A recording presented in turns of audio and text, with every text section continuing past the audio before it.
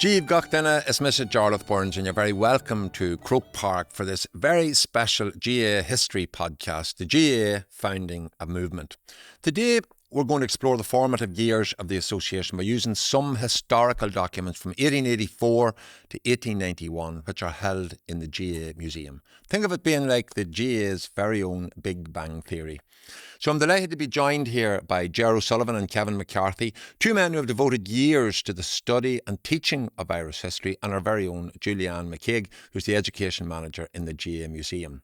So Kevin's a very proud Waterford man, a noted sports historian, and an authority on the Olympic Games and the Tailteann Games. And Ger combines his passion for history with his role as communications officer for Cumulú Classcale Corkig, and has been a key figure in the development of history in Irish second level schools in his role as acting director for curriculum assessment in the National Council for Curriculum Assessment.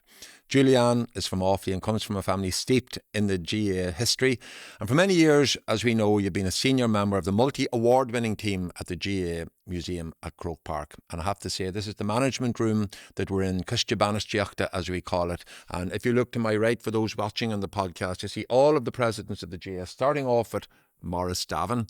And on the back here to my left, you see the 15 Ards Jurhori of Cumulú Classcale, starting off with Michael Cusack and ending with Tom Ryan. So I have to say, when I meet Tom, or we have meetings in this management room, you always feel the responsibility and accountability of these great, eminent people looking down on you. So, Julianne, I know that you took these documents up this morning. First time I've ever seen them. First time I'm sure lots of people have seen them. You have been watching them over them, so like little eggs. Nobody's allowed to have any water around them. They are very, very precious. And maybe you might like to introduce the first document for us. Gurma Gathuk Throne. I'm delighted to introduce the first letter. It is from 1884. It's the letter that started it all, really. It's from Michael Cusack to Maurice Davin, suggesting the first meeting of the GAA. So, Kevin, maybe you might read it for us. Yeah, the extract that I picked, Charlotte, reads as follows. The Irish Association with its members must be formed before the end of the year.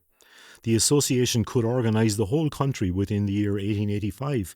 We could then safely hold the projected national gathering in 1886. The business must be worked from Munster. Suppose we held a meeting of delegates in some central place in Tipperary on the 1st of November next. Don't bother your head about Dublin. The place couldn't well be worse than it is. We'll have to look to the provinces for men. Dublin will have to fall in or keep up the connection with England. Don't bother your head about Dublin. Uncontroversial as usual, Michael Cusack. So, Kevin, why was getting Davin involved so important to Cusack, do you think? Davin was the absolute celebrity of Irish sport in an awful lot of respects, you know. He was retired at this stage as a sportsman, but he had been a world famous athlete as well as an oarsman, bare knuckle boxer, all sorts of things like that. It's no exaggeration whatsoever to say that he was the most well-known figure in any form of Irish sport, you know. I suppose Davin also was important in that he was a moderate man. He was a man known for being very easy to get on with, very tolerant, and maybe Cusack himself understood that he wasn't so easygoing, you know. So from that point of view, Davin was perfect to approach in that respect, you know. Just to give you an example, I mean, I've seen a book recently where Davin, the chapter on Davin was called Father of Irish Athletics. That's literally what he was regarded as.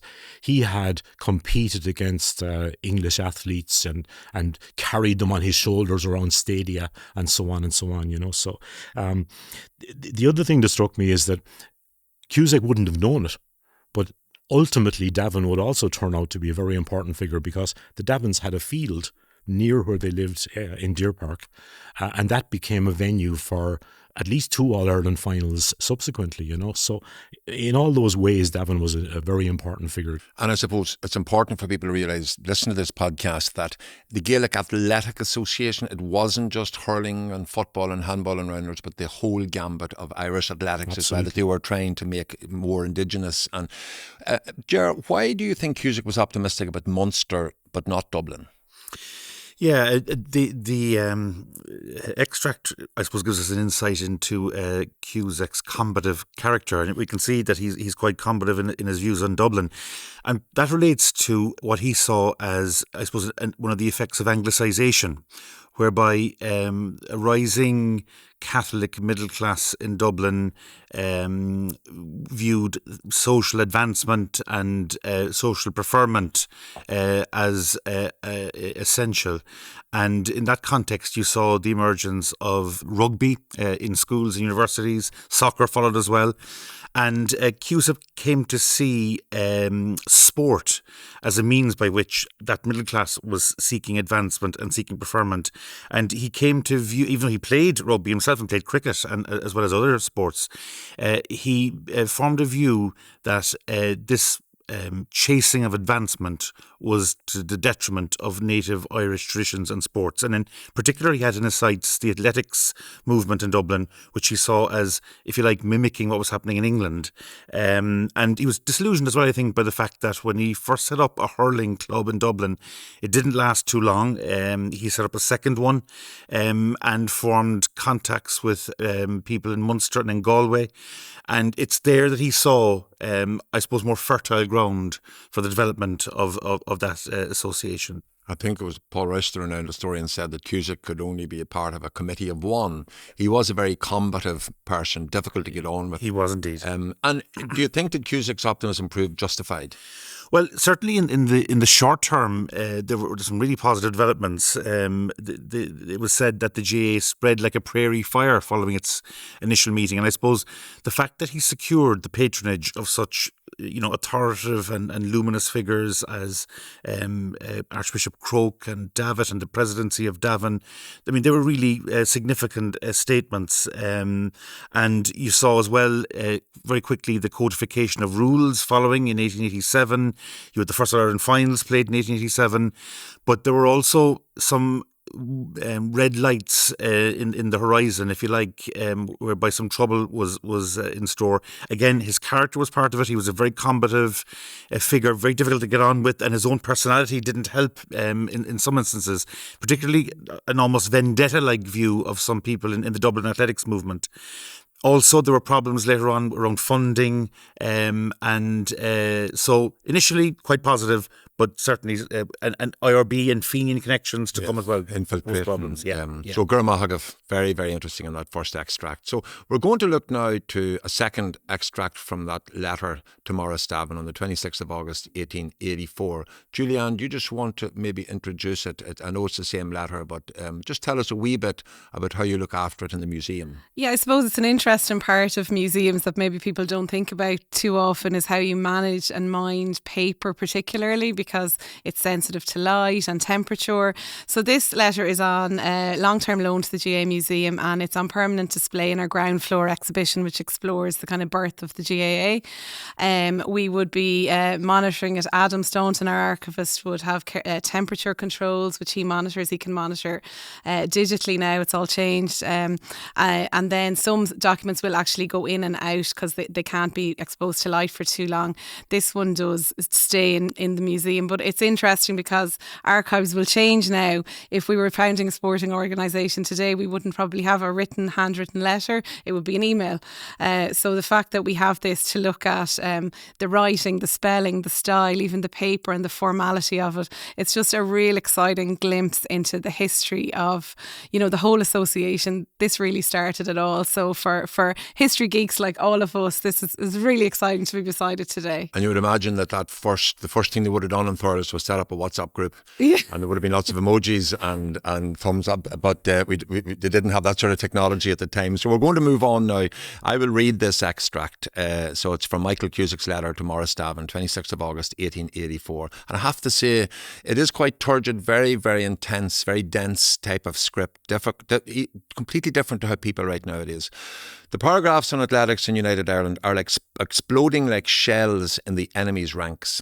Of course they know it is my doing, and therefore the paper is not likely to hang fire soon. I found it to be utterly hopeless to revive our national pastimes without the assistance of the leaders of the people, and I have not hesitated to urge my claim with a persistence that brooks no refusal. After a protracted struggle, I won all round. Our business now is to work together, caring for none but the Irish people and quietly shoving aside all who would denationalise these people. Shades of Make Ireland Great Again coming through in the themes in that letter. So any observations on Cusack's use of language here and what it shows of his personality, Ger? Yeah, Ron, you can see in the extract, which, by the way, comes from the United Ireland newspaper, which was favourable to Parnell, so nationalist newspaper. But you can see even the use of language like exploding like shells in the enemy's ranks, hang fire soon, quite militaristic language, combative language. And it's a really good insight into the kind of person that he was. Also, note that he talks about having a persistence that brooks no refusal and a protracted struggle. He's a character who seems to relish the fight, so to speak. And this is evident as well in some of his subsequent pronouncements. When he fell out with the GAA, he used similar, very emotive, combative language in referring to the executive.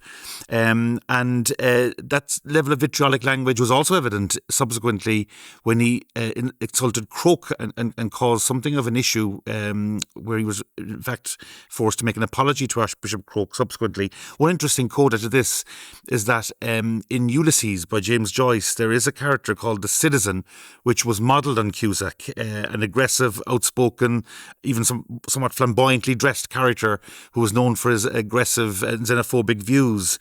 So I think all of this illustrates the kind of person that he was. He was a great man to organise, and some of the initial success in the early days was down to his travelling around, his organising, but unfortunately that combative, stubborn streak in his personality also caused problems, as we can see. Very, very insightful there. And Kevin, he refers there to the leaders of the people, and who were those leaders of the people and what did they represent, and who were the people Cusack felt were trying to denationalise Ireland? And I'm assuming that denationalise is that used in a different context to the one that we would use, nationalising and denationalising. Yeah, just give us a wee insight into that. Yeah, I suppose denationalise would have meant anglicise in Cusack's mind, you know. I mean, he was, in the days before social influencers and so on, and in the days before independence, he was thinking of, for example, Parnell, the leader of the Home Rule movement. He was also very conscious that the leader of the Catholic Church, or a leader at least of the Catholic Church, would need to be approached. So that's where Croke comes in. And you also have Michael Davitt, who would have been the central figure in the formation of the Land League. And bear in mind that in 1884, we're only 5 years after the formation of the Land League. So that whole issue of tenant rights and land acts and so on is a very, very strong part of Irish life in rural society, particularly, you know. Those trying to denationalise Ireland, to a certain extent, it could be anybody who didn't agree with Cusack, if I could be catty about it. Tories, particularly, the landlords who control so much of society. Cusack would have had a particular concern about bodies like the British Amateur Athletic Association, which had its own set of rules and was becoming very well organised in a lot of respects. In Cusack's case, again, he was a native Irish speaker, so that language, the school system, the civil service, as I say, take your pick. These were all elements of the continuing anglicisation of Irish society as he saw it, you know. Lots of people to fight with there, which I'm sure was his national pastime. And add in the police and military as well, of course, you know. Yeah. So, Rahma Jarai and Ishkaji and Trihu Pisa and Trihu Alt, and this is from an article from Michael Cusack entitled "A Word About Irish Athletics." Julianne, do you just want to say a few words about it there? Yeah, we this is actually a newspaper article, so we don't house these in the museum, but we rely on them a lot, I suppose, for our education piece. So we produce an education pack for secondary schools, and newspapers for researchers are obviously a huge source of society information on society at the time, and this is a particularly famous article, so all teachers and history groups that come to the school know about this article, and it's one we're proud to showcase. And anyone who wants to download the full education pack, we have it there on the museum website as well. So it's a great resource, and we hope lots of people will use it. Thank you very much, Julianne. So I'm going to invite Jareth now maybe to read an extract from that article, Jareth. 2 years ago, every man who did not make his living either wholly or partly by athletics was allowed to compete. But with this concession came a law which is as intolerable as its existence in Ireland is degrading. The law is that all athletic meetings should be held under the rules of the Amateur Athletic Association of England, and that no person competing should be ineligible to compete elsewhere. The management of nearly all the meetings held in Ireland since has been entrusted to persons hostile to all the dearest aspirations of the Irish people. Thank you, Jarlath.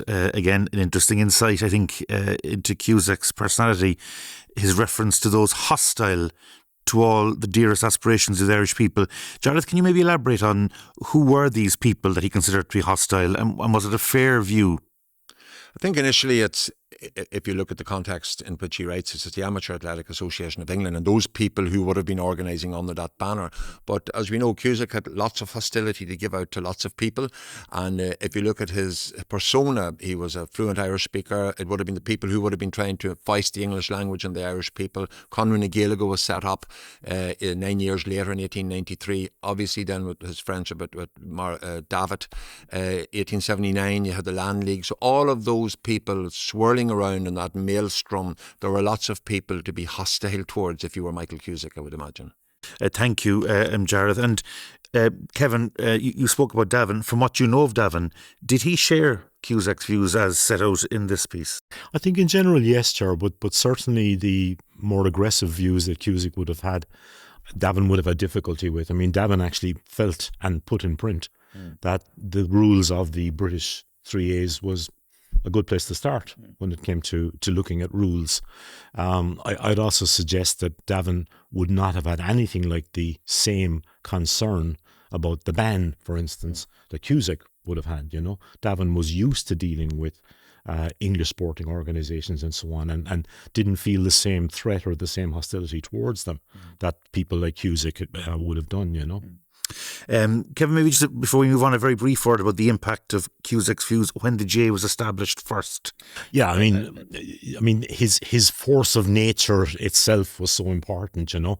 I mean, with the very first athletics meeting of the GAA coincided with a 3A's meeting in Tralee, and Cusack went to Tralee and he did everything possible to help the local organisers, and the GAA athletics meeting was a huge success, whereas there was only a handful at the other one, which was held on the same day, you know.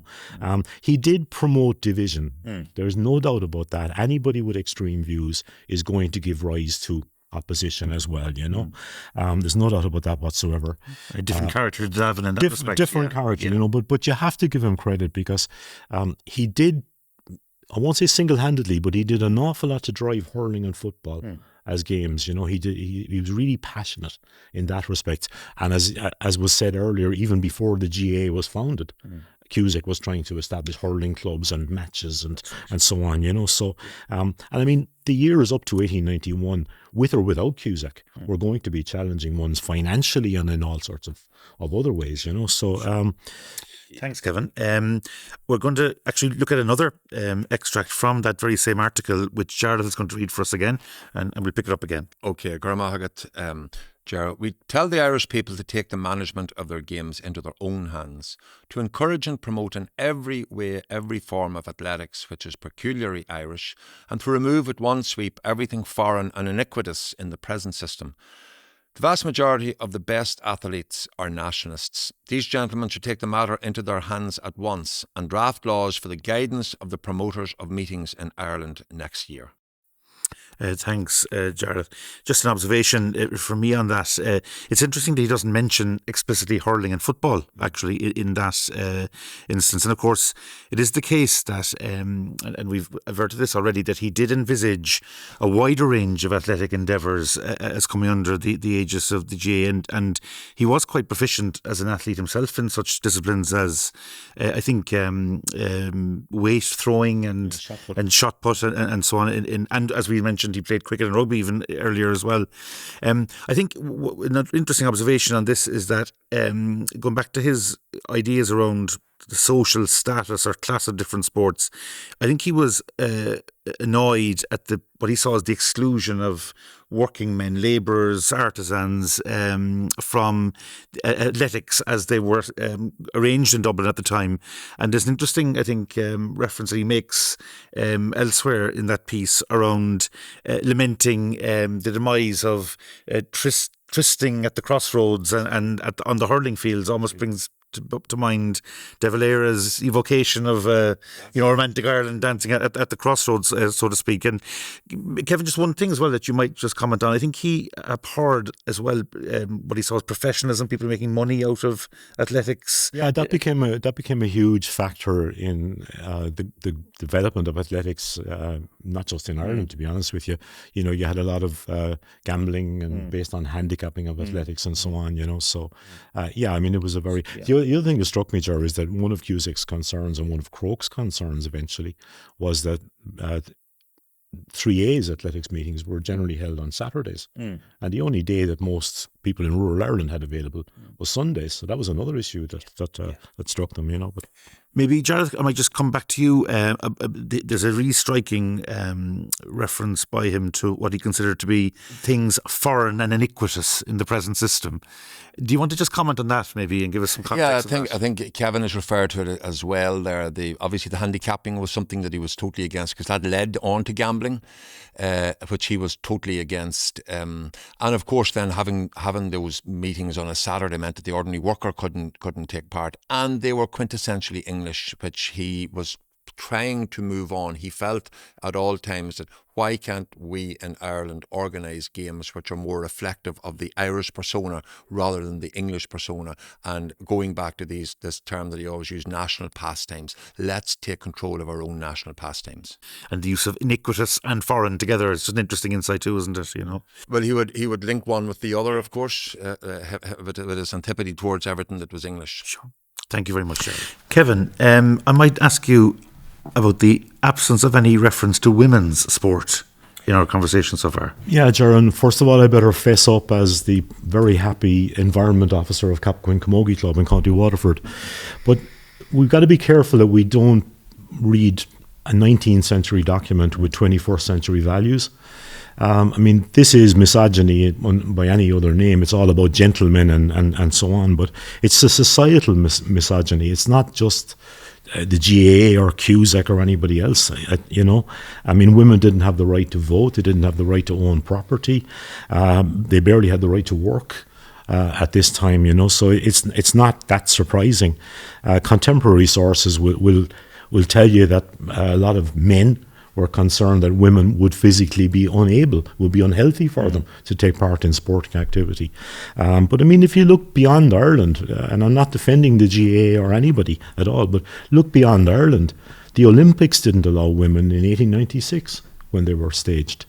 The British 3As that we've been talking about didn't allow women competitors till the 1920s. Okay? I think I'm right in saying that it was the Paris Olympics of 2024 that first allowed the same amount of events for women as for men. So that's the way it was, wrong as it might feel now. What is interesting is that I did discover on a tangent at one stage that a professional women's soccer match was staged in the 1890s in a place in the north of Dublin called Morris Butterley's Field, which is nowadays better known, Jarlath, as Park Croquig. Yep. So there's one for you. Interesting, yeah. And on that bombshell. Another illustration of how rich these documents are, depending on the questions we ask of them, insights into the place of women in society, and very different to the way things are today. 100%. I'm just thinking as you're chatting there, I would imagine, I don't have exact figures, but the primary and secondary school visitors would be 50-50 boys and girls that come into us every day, which is amazing. But even since I've started in the museum about 18 years ago, we've been really working on enhancing, women representation in the museum. One of my favourite things in the collection is Kay Mills medals, which I think are amazing, and she's a great figure. And we also, when we show our film at the start, we include the women's finals now, which it should have been done sooner, but at least it is done now. And I know there is work to do, and I look at all the men behind me here, there is work to do, but it has moved on, and there's some funny things. We have a replica of the old Camogie uniform in the museum, which is hugely popular, It's a long skirt, and one of the rules of camogie used to be that you couldn't interfere with the ball with your skirt. It was that long. So the kids today, the girls in particular, think that is crazy that, that they would have to wear that. So it's good to remember as well, like, we have come far. There's obviously a lot to do, but from our point of view, this is part of the history, and telling this story of integration now is part of it. Great historical perspective on that. And our next document, we're going to move from looking at the founders to the role of some patrons. We're going to move from looking at Cusack and Davin onto some of the patrons who became involved in the GAA. And Julianne, I understand you have another facsimile of a document that the museum has that you can tell us a little bit about. Yeah, these are really interesting, the next couple of documents. They are letters, but they're letters that appeared publicly, so they were written in newspapers. The first one is from Croke, and it's responding to the invitation to act as the patron of the GAA from the Nation on the 27th of December 1884. I think it's kind of interesting. It's nearly like the social media of today, where you're talking publicly, but it's a conversation between two people, but they obviously want everybody to see it. So it did kind of remind me of, people calling each other out on Twitter or something like that. Oh, okay, excellent. Gerard, would you read that for us? Sure. An extract from it, at least, that you're comfortable with? Yeah, so an extract from a letter from Archbishop Croke to Michael Cusack, indicating his acceptance of the role of patron. And he says, "One of the most painful, let me assure you, and at the same time one of the most frequently recurring reflections that, as an Irishman, I am compelled to make in connection with the present aspect of things in this country, is derived from the ugly and irritating fact that we are daily importing from England not only her manufactured goods, which has practically strangled our own manufacturing appliances, but, together with her fashions, her accent, her vicious literature, her music, her dances, and her manifold mannerisms, her games, also her pastimes, to the utter discredit of our own grand national sports, and the sore humiliation, as I believe, of every genuine son and daughter of the old land. Ball playing, hurling, football, kicking according to Irish rules, and all such favourite exercises and amusements amongst men and boys may now be said to be not only dead and buried, but in several localities to be entirely forgotten and unknown." Thanks, Ger. It strikes me that thinking about documents, skills, analysis and so on, being able to compare what you learn from one document to another document is a very, very important thing to be able to do. Ger, for instance, how do you think Croke's argument there for a national sporting organisation differs from what we saw of Cusack's? Yeah, I suppose one initial observation is that it's probably a little less strident or angry than Cusack, who seems, as I said earlier, to have had certain people in his sights. This document reads almost like a lament for the passing of an idealised Ireland and its replacement, as Croke says, with a range of imported practices from England. It's interesting that he actually refers as well to industry and the impact of imports into Ireland on our own manufacturing industry. An interesting observation from him. But when he talks about things like the sore humiliation of our people, there's a real sense that he's lamenting maybe, as I said, a past that's gone. It's also interesting that he refers to things like literature and music and dance. Maybe there's a sort of moral aspect to his concerns there that we didn't see necessarily in Cusack, which was probably more of a patriotic stance, shall we say. But at the same time, obviously, both are in the same hymn sheet in terms of where they see the problem being, which is the dominance of English culture. Yeah, there's a huge resonance even with the poetry of Yeats and some of the fishermen and poems like that, Charlotte, do you think Croke's vision is a broader one than Cusack's? It probably is, and in order to fully understand that, you have to look at the lens through which both of these protagonists viewed the world. Obviously, Cusack had his own lens. He was looking at national pastimes only. Croke, being a member of the hierarchy, he would have had a different type of lens, and he would have had concern to what people were reading, what people were listening to in terms of music, the dances. And it's interesting that they mention the dances, because if you look at subsequent documents throughout the history of Ireland, particularly in the book by the Cronin and Rouse, they demonstrate documents which show that GAA clubs had this difficulty as well with even fundraising or watching their members going to do foreign dances elsewhere. And if you contrast that then to the modern day, where one of the biggest fundraisers that GAA clubs have is Strictly Come Dancings and discos and all of that. So it shows how we have become more confident as a nation as the time has moved on, and we have been able to embrace all of that culture while still maintaining our own culture. Yeah, it strikes me as well, funnily enough, that the great athlete of the late 19th century, GAA man as well, Tom Kiley, would attend a sports meeting, win 5 or 6 events, but invariably would stay around and take part in the Irish dancing competition as well. You know, it also strikes me that we've been talking about the games. You know, I mean, nowadays obviously everybody thinks hurling and football and handball and even rounders and so on. You know, but that the athletics events that Croke was lamenting and that Cusack spoke about, the Irish were particularly strong. The GAA athletes were particularly strong at things like weight throwing and jumping. One of the reasons why they disliked the 3As in Britain was that the 3As were promoting running and that sort of stuff. Javelin throwing, discus throwing. The Irish preferred heavy weights. And maybe it's a little bit after the time, but an awful lot of the great athletes that populated Olympic weight throwing were actually not alone Irish, they were GAA people.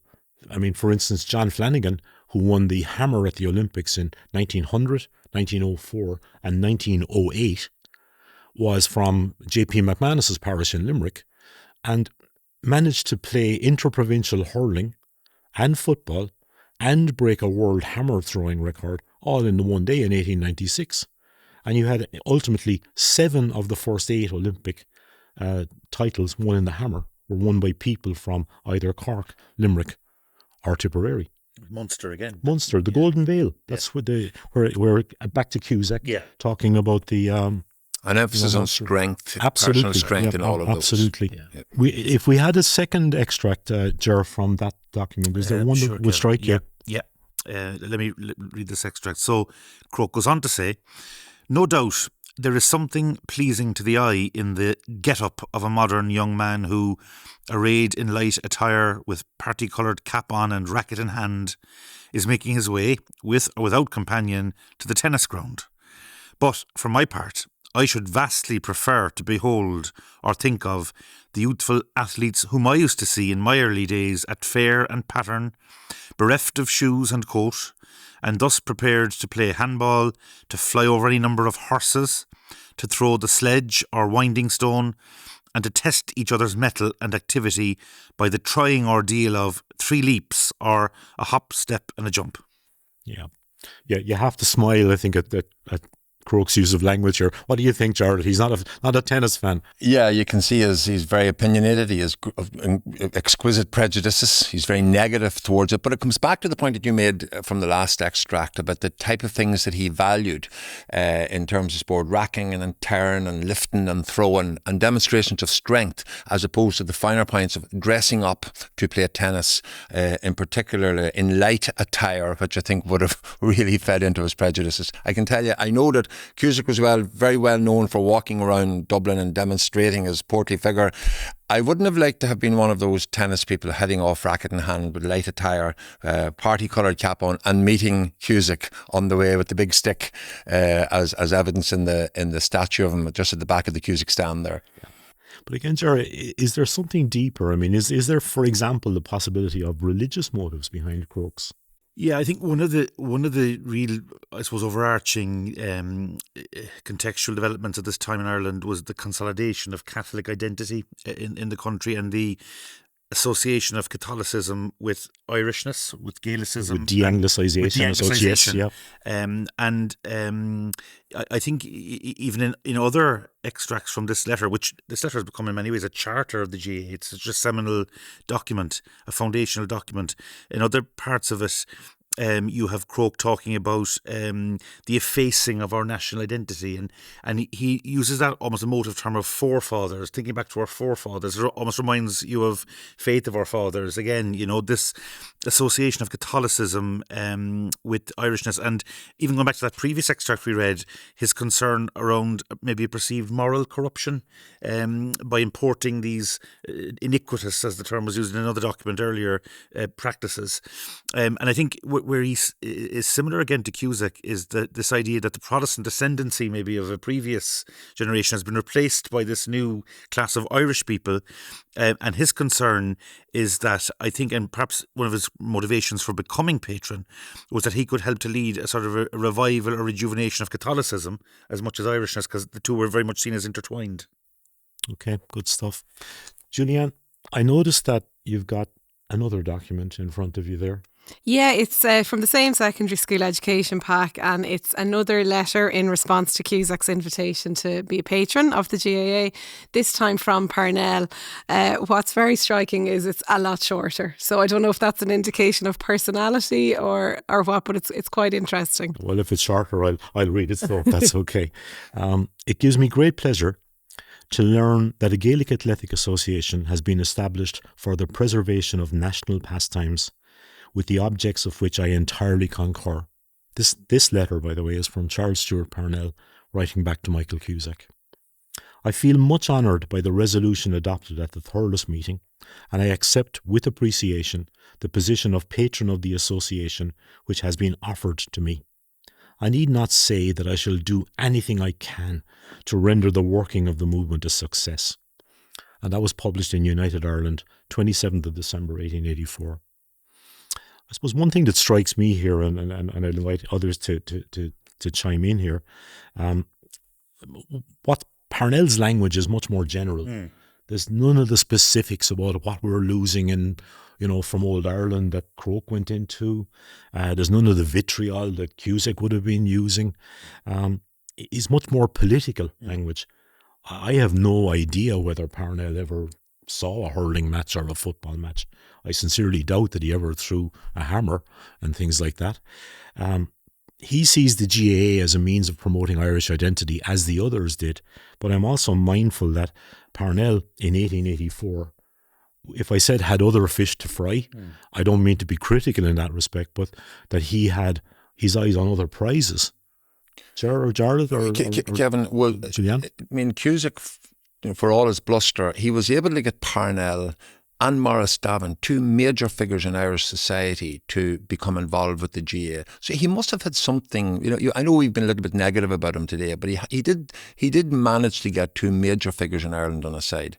And of course, Archbishop Croke. And Archbishop Croke, yeah, that is true. Ger, like in late 1884, what's Parnell hoping for by being involved in this?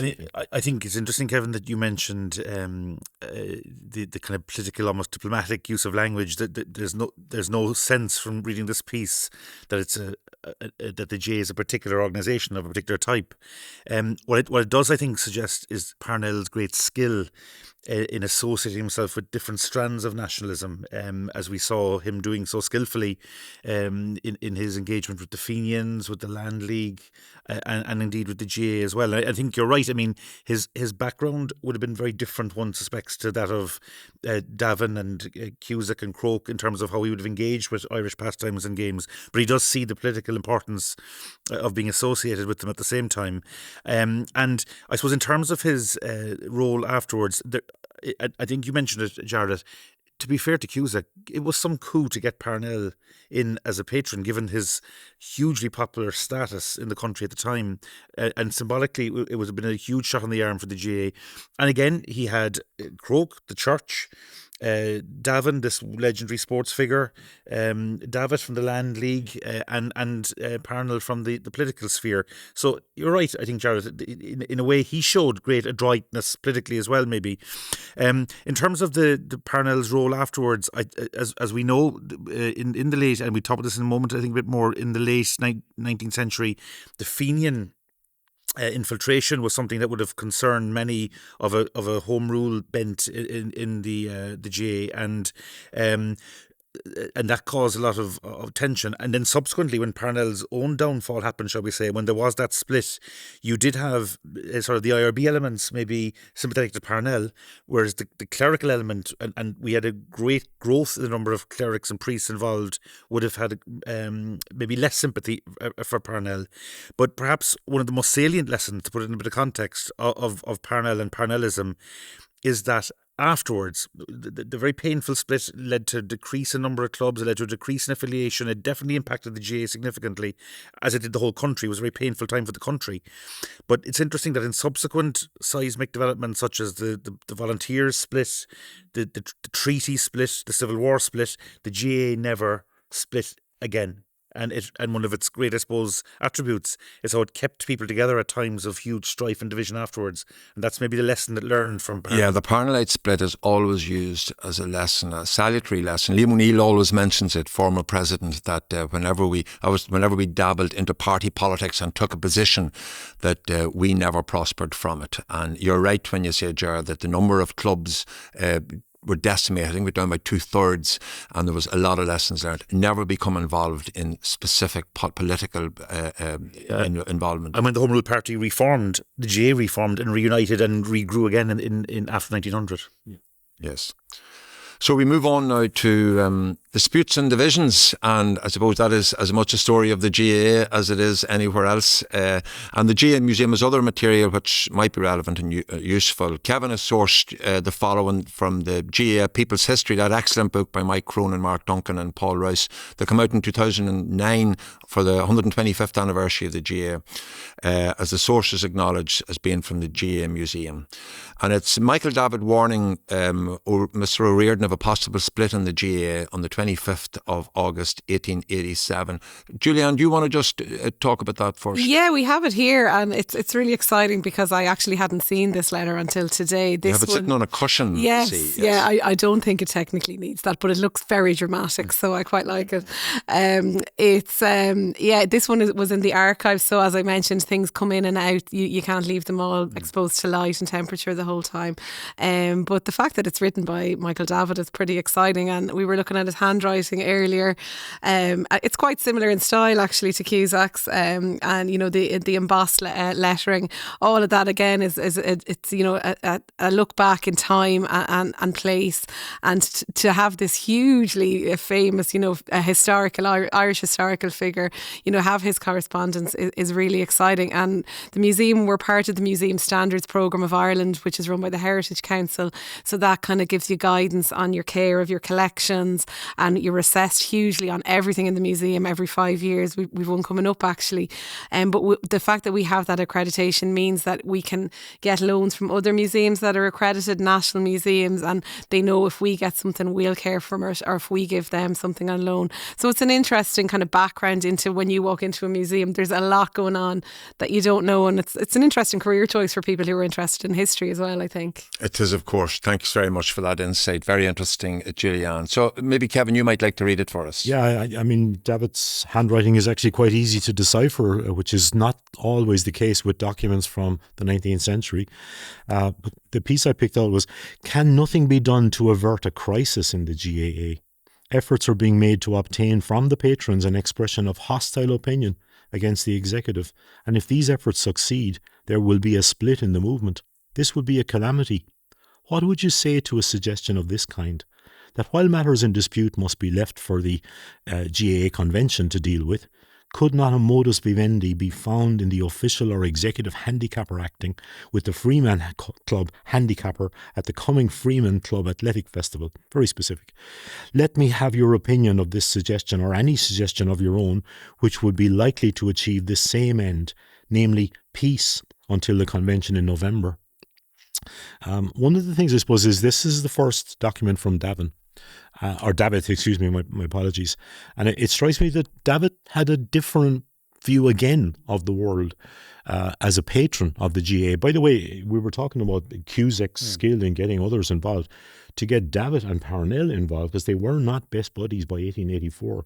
That harmony that was there at the time of the Land League and the new departure had faded quite a lot at this stage, But Davitt actually agreed to become patron even before the meeting in Hayes's Hotel. He would quite possibly have been at the Hazes Hotel meeting, and he sent an apology before it, What struck me about David is that he had a particularly strong view of this new Gaelic Athletic Association as a means of linking to the diaspora, to the Irish in America, to the Irish in Britain, etc., because he himself had spent a lot of time, had grown up in Britain, He was the one, for instance, who suggested that this Gaelic Athletic Association should revive the Tailteann Games of ancient times.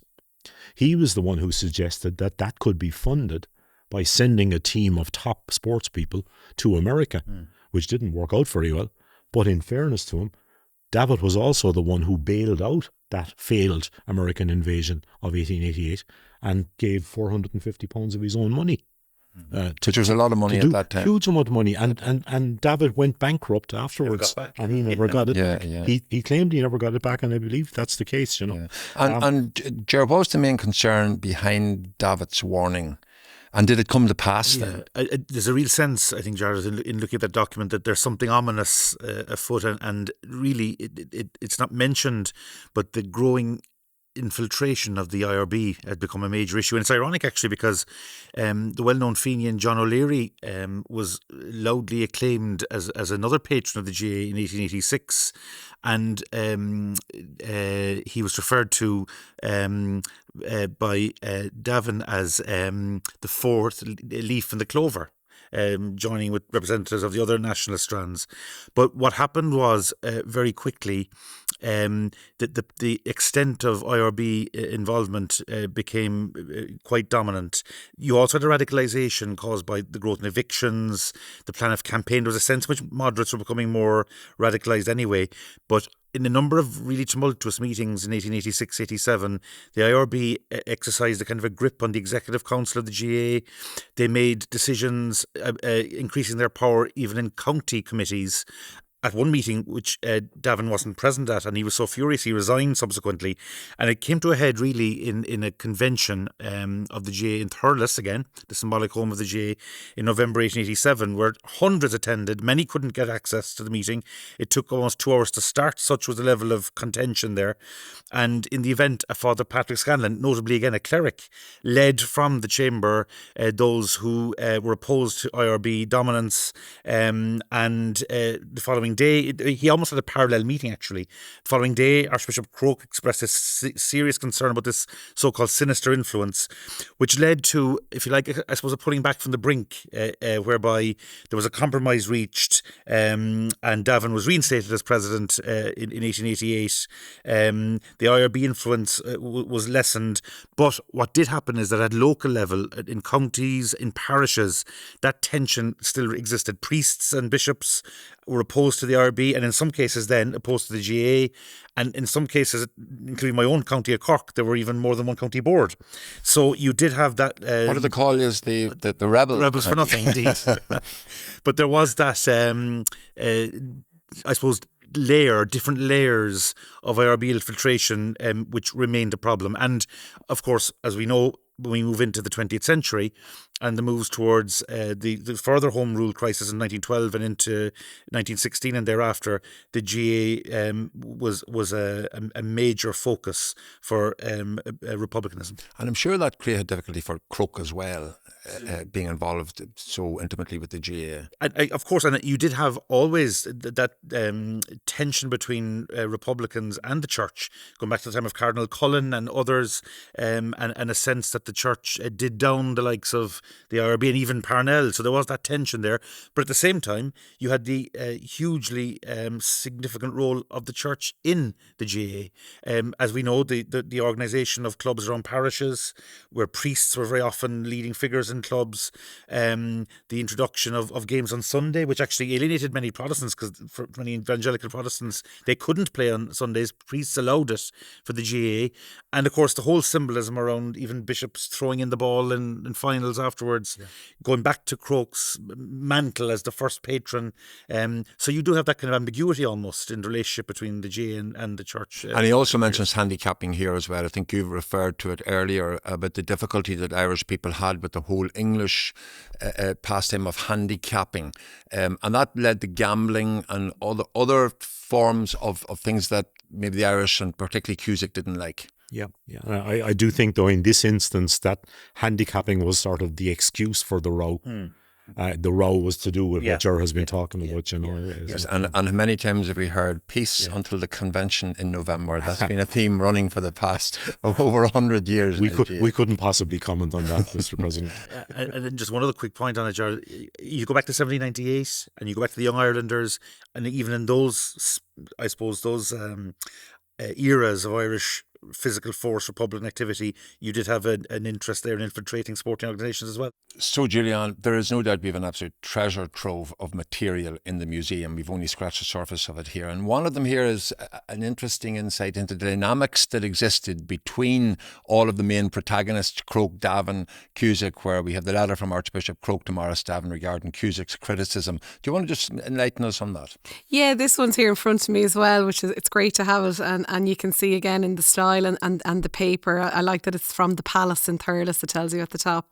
And I suppose it's an indication that sometimes you don't have to say very much to make a very important point. And it's housed again on the ground floor of the museum, so you can come in and see it any day as part of that exhibition about our founders and the first patrons. So yeah, another really interesting one in the collection to finish on. Kevin, do you want to read it for us? Well, of course, yeah. It's very short. My dear Mr. Davin, I have seen your letter in this day's Freeman, that's the Freeman's Journal. This unpleasant affair has already gone far enough, if not too far. So in the name of God, let it be forgotten. Mr. Cusack did not weigh his words sufficiently, but we all know he would not deliberately insult me. Yours faithfully, T.W. Croke. We touched earlier on the background to this, that Cusack, in one of his fits of pique, had attacked Croke, and there had been a bit of argy-bargy, if I can use a modern term that we would use in games a lot, between the two in the press as well. And Croke decides, look, this is damaging everything. This is damaging the GAA, the messages and so on. So we need to calm things down. And what I like about it is that it's Croke seeing the bigger picture. It's Davin, the peacemaker. The letter is to Davin, you know, will you help us, etc., etc. And again, it's the fiery Cusack, you know. So in a way, it encapsulates the three of them, you know. So in modern parlance, really, when we started off at the podcast talking about they all set up the WhatsApp group, this would be a breakout group between the boys who are trying to create peace from the main WhatsApp group. Wouldn't that really be as close as you can get to the modern scenario? Yeah, I was going to use a refereeing metaphor for Davin, but you know, you're right, yeah it's very simple. So what does all of this then teach us about that time and about relationships and about this turbulent beginning that the GAA had? Yeah, I suppose just one observation again, even sitting as we are in the surrounds of the Ard Coley Room in Croke Park, it's really humbling to think that you know the extraordinary impact the GAA has made in Irish life and society has stretches back to this period and the tumultuous times in this period. And you know, for students of history, they'll know that around these events there were lots of really tumultuous things happening in terms of Home Rule, elections in 85 and 86, the whole culture revival, Uachtaráin, which you mentioned earlier on as well, and all the sort of machinations of the ARB and all these things. And out of all of that sort of maelstrom of events and developments, the GAA came through and it endured and it remains a vibrant organisation. So I think it's just to look at the beginnings of it. And the other thing that struck me just from the conversation that we've had today is maybe a more enhanced view of Cusack. He was a complex man. In many ways, he was his own worst enemy. It's sad in a way that he faded out of the organisation and then he came back into it again. And perhaps it's only after his death that his legacy has been really restored as a key figure, not only in the history of the GAA, but in Irish history. And it's good that we can explore those things in relation to him. And a very final point from me on this, just the significance of being in the same room as some of these really seminal documents. And, you know, students of history will consider different types of evidence and different types of sources, but to see the actual primary source letters that were written by these figures we've been considering. It's an extraordinary experience, and they remain such vital sources for us today as students and scholars of the period. And it is interesting, I think, what you say, he was complex and his own worst enemy, which I think is kind, and it's important to be kind to the person who founded the association and whose name the stand opposite us is named in honour of. What about yourself, Kevin? Well, you'd also think that every sporting organisation needs a Cusack. You know, there are people with drive who not everybody gets on with. They're not right all the time. They may not even be right most of the time. But that driving force is still a crucial part in anything, you know. I mean, I wouldn't argue with anything Ger has said, but certainly what I'm leaving here with is the sense that I wish to God I had Julianne's job years ago, you know. I mean, the excitement, it's like, you know, for a historian to be in a room with documents, with actual real documents, like those documents is incredible. It's like being in a sweet shop as a child, you know. It's fantastic. I mean, we've only been looking at letters. There are so many other artifacts. There are so many other documents, be they adverts, RIC reports. There are so many things that can excite and can teach us more as historians or as students of history. That it's been a fantastic experience, and I'm really grateful for the opportunity, and particularly to Julianne for digging everything out for us and your insights into things. You know? It's really interesting to have the time in the day to go through these documents, you know, and see, like, consider them for what they are, and it brings it to life. Like, there's a whole movement in museums at the moment to not, you know, not be a grey, dull, boring building. You know, it's a place of life. We have trails for children around to bring it to life for them, and when you see these documents in the museum setting, maybe beside some relevant objects like the Cusack letter, besides his blackthorn stick that you mentioned earlier, Jarlath, which was called Bos Gan Sogart, Death Without a Priest. Like, that's a great insight into what a personality he was, and I suppose it's fitting that the museum itself is housed in the Cusack stand. So, and he stands watch over us all every day when we're coming in. And probably finally, the fact that we have these handwritten letters is very significant, because if you are going to now start looking for an archive starting today, it is all email, it is all text messages, it's Instagram, it's all of the modern methods in which we have of communicating. But you don't get the sense of the person's personality and their handwriting, which you get from actually having these documents which were, you're poured over, and the fingerprints of the person who actually wrote them on the piece of paper, which is so significant. So it's a real honour to have them here today. The GAA, as we know, sits at the heart of Irish life, and today is the focal point of communities all around Ireland and indeed across the globe.